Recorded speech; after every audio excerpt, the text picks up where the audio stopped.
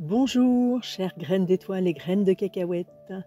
Je suis Nanou et avec mon fourgon aménagé Rafa, je sillonne notre douce France à la rencontre de toutes les belles initiatives et les façons de vivre autrement. Les lieux que l'on classe dans les écolieux avec de l'habitat partagé, c'est-à-dire avec la mutualisation et le partage d'une partie des lieux et accessoires, comme par exemple une buanderie, des outils de jardin, une cuisine commune, sont pour la grande majorité accompagnés par des associations. Ils sont ainsi soutenus dans leurs projets sur le plan juridique, le mode de gouvernance, etc.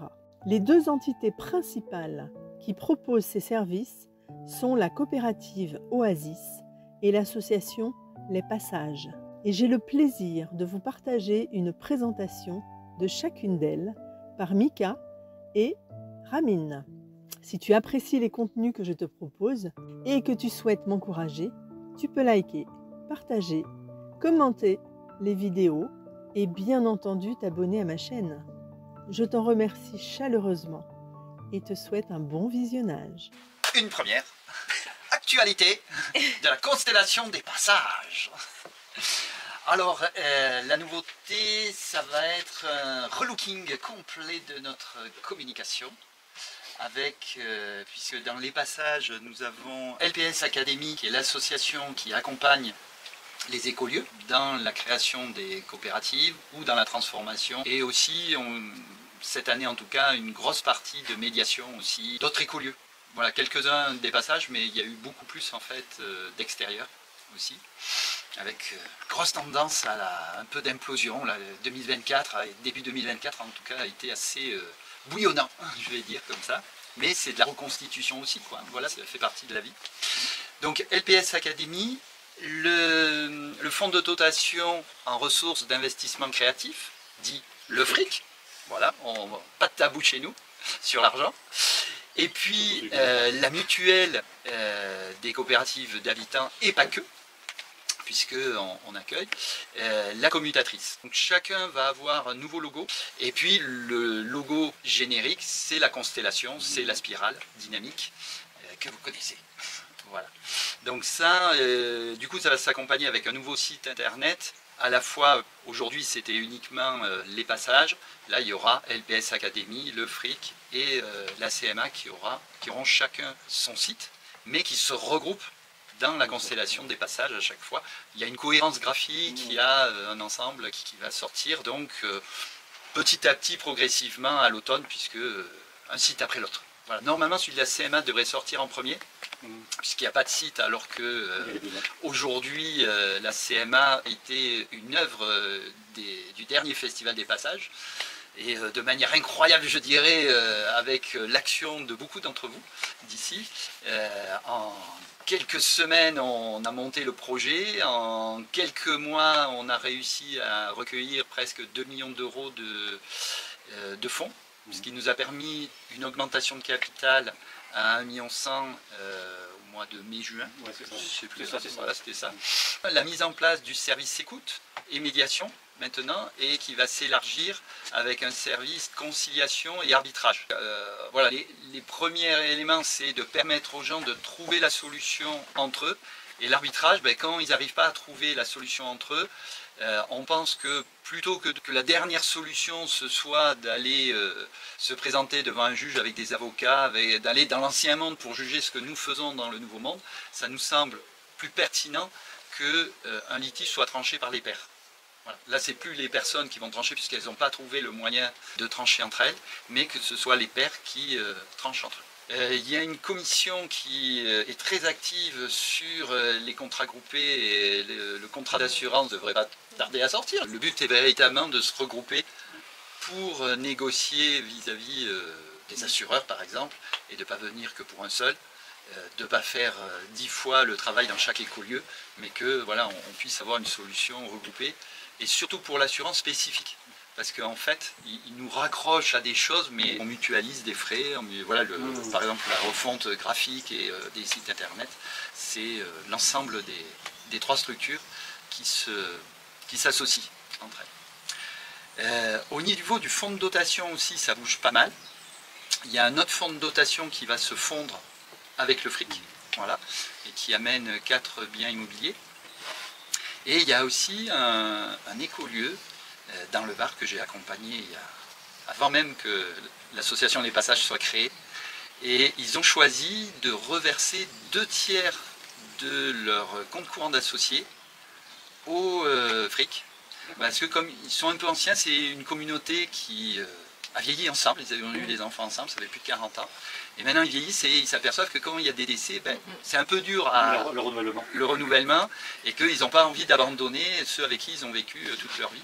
Et on a regardé, ils ont la quotité disponible pour leurs enfants et du coup ils ont choisi de donner ce qui n'était pas pour les enfants. Et du coup ils sont presque à 1,5 million.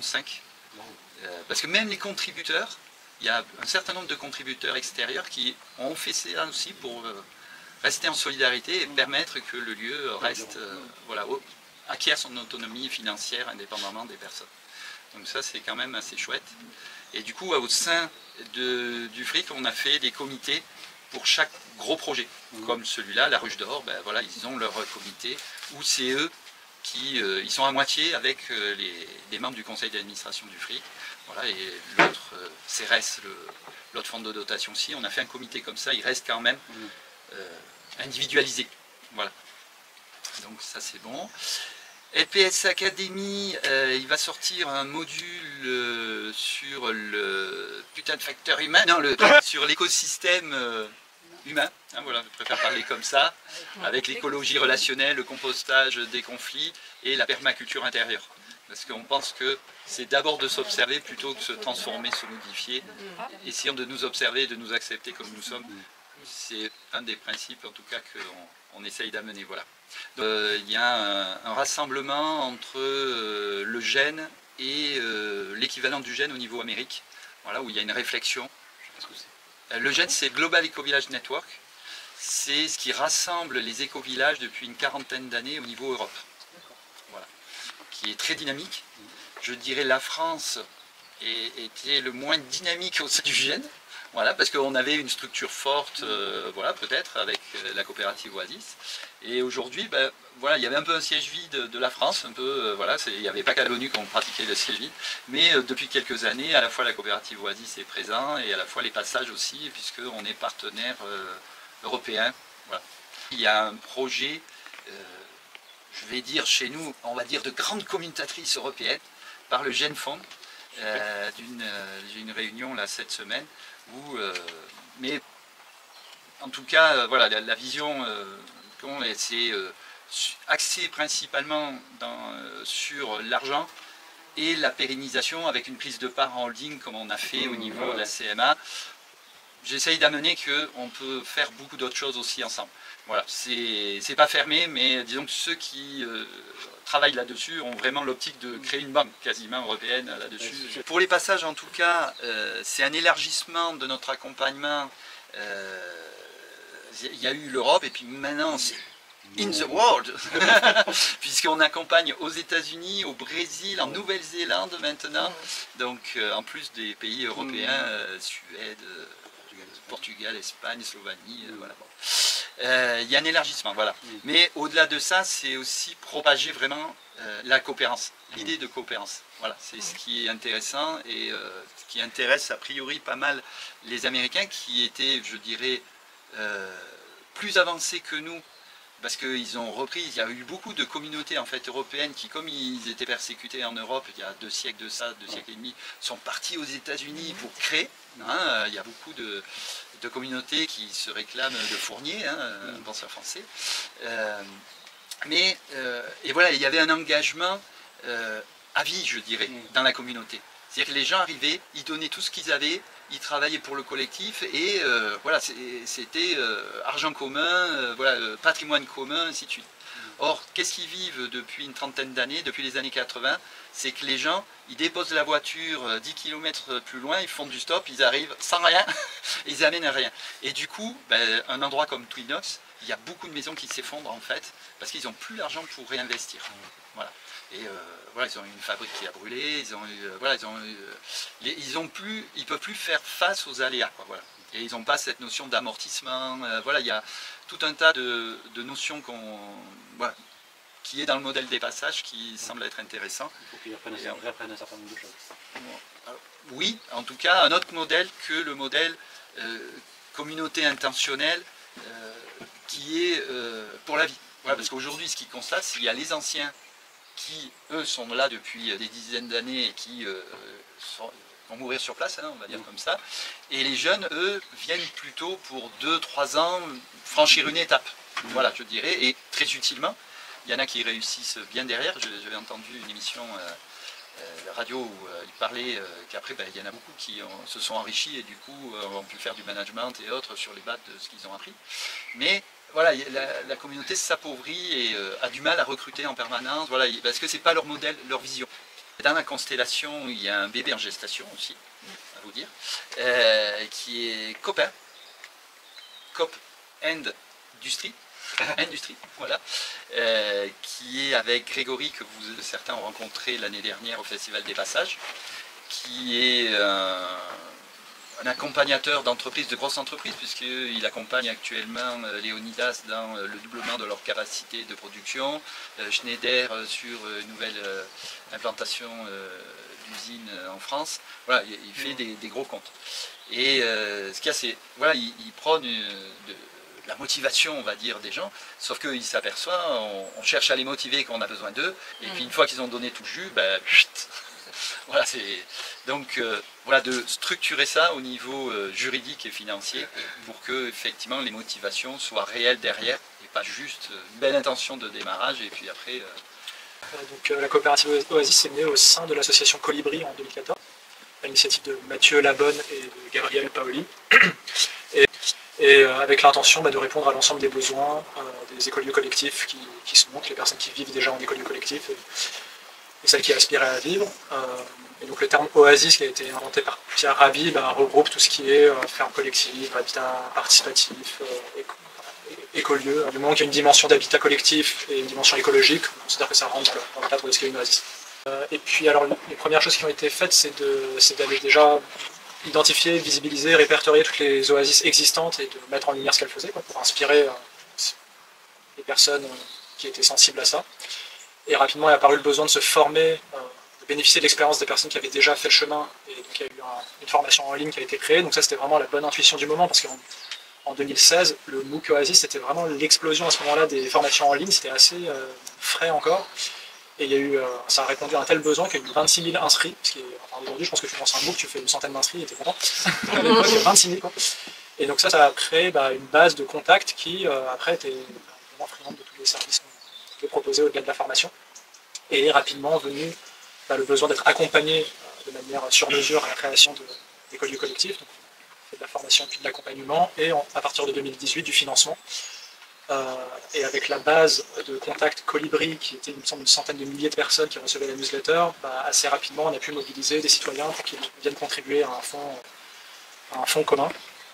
On a commencé à prêter un premier projet en 2018, un Grain Essence, que j'accompagne aujourd'hui. Un super projet proche de Valence.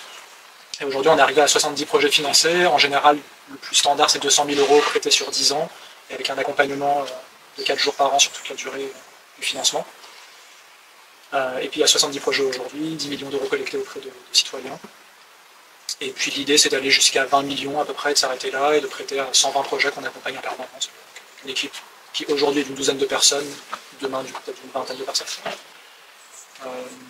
Des évolutions plus récentes, donc aussi on anime un réseau de plusieurs centaines de lieux qui sont assez actifs dans le réseau, et notamment via le festival Oasis. Le premier festival c'était en 2017 qui a regroupé à peu près 300 personnes. Et là, fin septembre, il y aura un festival à 700 personnes à Joigny, en Bourgogne. Donc il y a ça comme activité. Après, d'autres activités, j'ai envie de dire, plus petites et annexes qui sont montées, mais c'est à chaque fois pour identifier les besoins des oasis. Par exemple, on a identifié qu'il y a pas mal de personnes qui cherchaient à vivre en oasis et d'autres et des oasis qui cherchaient des habitants. Et on a vu qu'on avait un rôle à jouer dans l'agence matrimoniale. Ça correspond bien comme image. Donc il y a quelque chose qu'on a monté qui a plutôt bien marché qui s'appelle Oasis Dating, où il y a des présents qui font des webinaires, je pense que vous avez participé. L'année dernière et cette année. Ouais. Et en vrai, ça marche plutôt bien. Enfin, il y a des oasis qui ont trouvé des nouveaux habitants grâce à ça, donc on continue, quoi. Après, il y a Destination Oasis, bon, qui se présentait à la base comme concurrencer Airbnb, mais bon, c'était pour la blague. Mais c'est comme un catalogue de toutes les oasis qui proposent, parce qu'il y a beaucoup d'oasis qui proposent des séjours, de l'accueil, des stages et tout ça. Et donc on a répertorié toutes ces oasis. On a créé un catalogue papier qui est très joli d'ailleurs, qui permet de mettre en avant toutes les oasis qui accueillent. On a maintenant un site des petites annonces aussi, donc toutes les propriétés foncières qui sont proposées à la vente et qui seraient idéales pour des oasis. Justement les oasis qui cherchent des habitants, les oasis qui proposent des stages. Voilà, on a fait un site de petites annonces qui répertorie un peu tous les trucs. Parce qu'on avait tellement d'oasis qui nous demandaient est-ce que vous pouvez publier ci, est-ce que vous pouvez publier ça dans votre journal, mais à un moment donné le nombre d'annonces s'est accumulé au point qu'on s'est dit qu'on avait besoin d'un site pour répertorier tout ça. Depuis qu'on a financé le premier lieu, du coup évidemment le projet Oasis est sorti de l'association Colibri et a monté sa propre société coopérative d'intérêt collectif. Et donc aujourd'hui avec un chiffre d'affaires de 700 000 €, mais donc en fait une bonne partie est reversée aux oasis, parce que par exemple la pépinière Oasis qui est un des services qu'on propose, donc il y a une formation sur 6 mois avec plusieurs immersions dans les oasis. Bon, il y a une énorme partie des charges de cette opération-là qui sont en fait les oasis qui accueillent, qui hébergent et qui nourrissent. Le festival Oasis, il y a une grosse partie qui est reversée au lieu qui accueille, à la cantine, tout ça. Et puis, dernière chose que je pourrais mentionner, c'est le projet ORE. Peut-être c'est les deux choses urgentes que je vais mentionner. Le projet ORE, c'est les obligations réelles environnementales, donc qui permettent de signer pour une oasis un acte chez le notaire qui permet de formaliser la vocation écologique du lieu sur un siècle. Donc ça veut dire que le côté écolieu est voué à persister au-delà d'une vente éventuelle du lieu. C'est comme une sanctuarisation d'un lieu pour qu'il reste à vocation écologique, avec un système de surveillance de pair à pair et de la coopérative Oasis qui sert aussi de gardien, on va dire, pour vérifier que la vocation écologique du lieu perdure. J'ai encore mentionné un autre truc. Un projet récent d'une foncière qui est d'accueillir des dons de lieux. Il y a notre partenaire qui a un fonds de dotation qui s'appelle Fraternité pour demain. On a déjà reçu 2 dons de lieux qui sont vraiment allés jusqu'au bout et on est en train d'installer un collectif. Enfin, il y en a un qui est installé depuis 1 an, donc, au centre de l'Aube. Et avec des vœux du donateur qui étaient que ça accueille un collectif qui a une vocation sociale. Et donc, en fait, on avait le collectif parfait qui a pu s'installer et qui est direct allé sonder les besoins du territoire, qui a sondé qu'il en fait, y avait des hébergements d'urgence nécessaires pour des femmes victimes de violences, pour des migrants, des mineurs isolés et tout ça. Et donc, ils ont directement actionner ce genre de choses. Et ce qui est génial sur ce lieu, c'est qu'il y a vraiment une cohabitation entre les accueillis et les accueillis. Il n'y a pas ce truc du genre, on est des professionnels de l'accueil d'urgence et tout ça, et donc avec un côté un peu industriel. Il y a vraiment un côté convivial où les migrants vivent avec le permanent. Et puis, alors un dernier projet plus dans le numérique et tout ça, dont moi je me connais moins, mais la personne qui porte ça chez nous est quand même très enthousiaste, donc je vais toucher un mot. C'est tout le projet de dégafamisation, de relocalisation de tout ce qui est serveur et logiciel et tout ça, pour sortir de Microsoft et des GAFAM, tout. Et donc il y a des serveurs qui sont hébergés, genre vraiment physiquement, dans un coworking qui s'appelle Oasis 21 à Paris, et donc les Oasis du réseau sont encouragés au maximum d'utiliser ce serveur commun, et d'y héberger une instance Nextcloud qui est une alternative à Google Drive, qui fait qu'en fait tu dégafamises complètement le système.